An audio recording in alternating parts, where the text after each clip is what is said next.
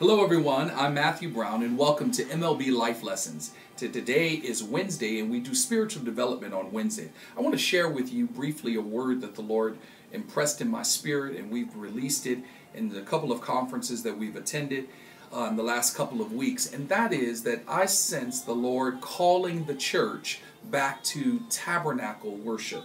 Now, I don't mean tabernacle in the context of symbolically and figuratively. I do mean tabernacle that was in the wilderness, but it was more about the approach of the tabernacle, the work that was necessary in constructing the tents, the attentiveness that was necessary in keeping their eye on the cloud.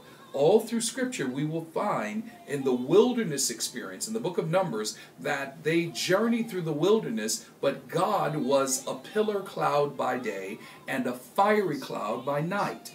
And so tabernacle worship meant that they had to actually set up the place where God's Shekinah glory would dwell, but more so the fact that they had to be attentive and to expect God in the wilderness. I think that we've come to a place where we have lost our expectation of God to provide for us daily, where we're so used to what I'm calling temple worship.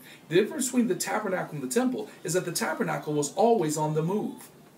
I would suggest, and scholars may not agree with me, you may not agree, and that's fine, but I don't necessarily believe that when David built the temple, when he built Solomon's temple, that it was the very plan of God. God was never designed or never planned to be housed in one building. He even says that you can't put me in this box. But yet the tabernacle mentality was that we had to keep looking at the cloud. We had to always be ready for God to move miraculously, and the children of Israel were dependent upon God in the wilderness. Have we become so independent of God that we know where God is at? He's at the church, He's at the temple. We know what we have to do, and that service and that time with God is so scheduled, so programmed, that we're no longer in awe of God, nor is our faith ignited to believe God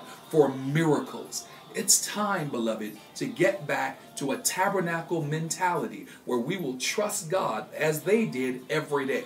Trust Him for manna. So might I encourage you to think about, if you are dry, if you are suffering from spiritual dehydration right now, where you are no longer, you're not motivated to go to church, you're not motivated to pray, you're not fasting, you haven't flipped over your plate, you have not opened your word, no matter what study guide someone will give you, you are sort of numb to that. I would suggest you're in a temple mentality, where you know where God is and you will run to Him in the moment of your crisis, but you will not believe Him for your daily bread. Jesus says, give us this day our daily bread. I want you to get to a place where you're believing God for daily provision. For everything that will happen today, I have an expectation of God. That's tabernacle worship. It's time to come out of the temple and move back into the tabernacle, which will require your eye on God.